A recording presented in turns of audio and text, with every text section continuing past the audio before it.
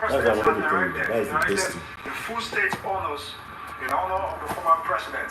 And he has not fallen short of that expectation so far. We're seeing watertight security all across Katsina and its environs and down to Daura. And also, we'll be seeing aircrafts, military aircrafts, patrolling around. We have we are standing. Most likely, we'll be saying their prayers before the coffee before. At least we'll be paying their last respect, some sort of respect. Orientation is locked. And today marks a historic day for Nigeria as we witness the final day to rest of. What does it mean? Orientation is what? Bring your water for me. Your what? Orientation is locked. Your occasion. Orientation is rotate device back. Okay, you know feel rotate. Sorry, this is what I want to do. Go to rotation setting now. So he will be greatly missed. Guys, cannot rotate. As you can hear, the military are about to commence. Okay, wait. But is he working? Is he streaming? Anywhere from now, He's streaming. coffin will be brought out for the whole world to see. These are live pictures from Okay, you need to go to setting. Where you so that you can do rotating. We can report to our Can't viewers go that to the setting. remains of the former President Muhammad Buhari, I don't understand. has arrived. The President of Nigeria, President Bola Ahmed Tinubu, is here.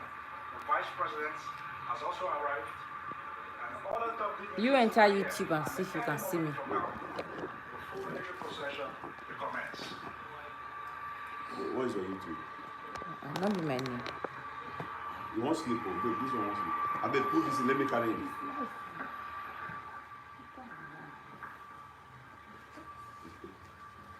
Most people are like, wait.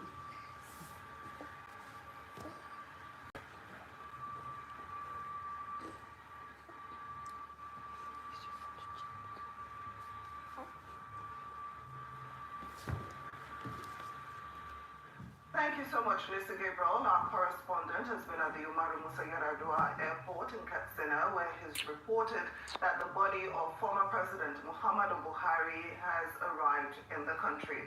Well, joining us now from our Abuja studio is Arise News analyst Mahmoud Jega, who will be talking to us about the legacies and the life and legacy of the late President Muhammadu Buhari, as well as today's event. Well, thank you so much for joining us on Newsday. Thank you very much. So how do you think Muhammadu Buhari will be remembered in Nigerian history, particularly in terms of his contributions to the country's development and stability? If Evergreen. I want to know if this rotation is a problem. You see, the late General Muhammadu Buhari had a very long career in the public service. He was governor, he was minister, he was head of state, he was president, he was chairman. So, along the way, he had many episodes. You see life, like Stone, Ramon, Steve, Hadley, Smiles. Let me do my own too. He had for life. And I like the way you do that here. You know, go in the way that the Arise TV. Together You know, seriously. Arrested hundreds of politicians. They enacted I have 5 people here now. decrees, I tell you. backdated some of them. The war against indiscipline was very tough, and all kinds of things they criminalized, they executed cocaine pushers, all kinds of things. But in the end, I think people Who's thought speaking they evil were of the dead? really determined and Who's speaking principled nicely about the man? helped the What country. not happen for a And very time? importantly, after he was overthrown and was kept in detention for 3 years, in Africa at that time, the commonest allegation against any government public service career, but on the whole, I think he will be remembered quite well, especially because he escaped allegations of corruption, which is the most common thing against African leaders. Thank you so much for that. and his military career spanned several decades, including his role in the Nigerian Civil War as military head of state. How, in your opinion, do you think that these experiences and the authoritarian style of his 1980s regime, how did it influence his approach to governance when he did become a democratic president? Ryan. Yeah, there were elements of that. Although, these soldiers tend to be different.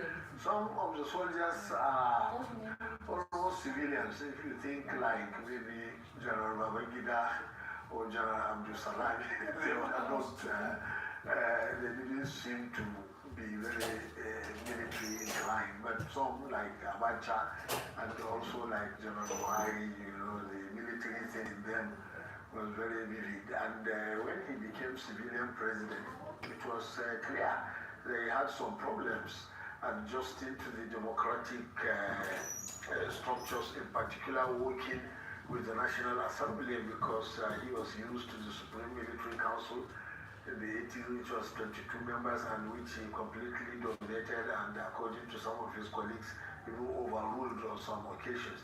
Now, you cannot easily overrule the National Assembly, but he fought it in many respects, like stop budget padding and many other things seem to be corrupt.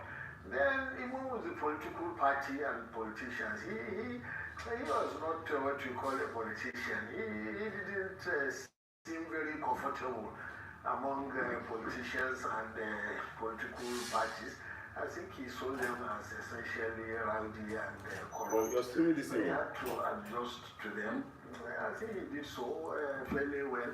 But you could always see the military element in him. You're not fond of politicians. And, but he got along finally fairly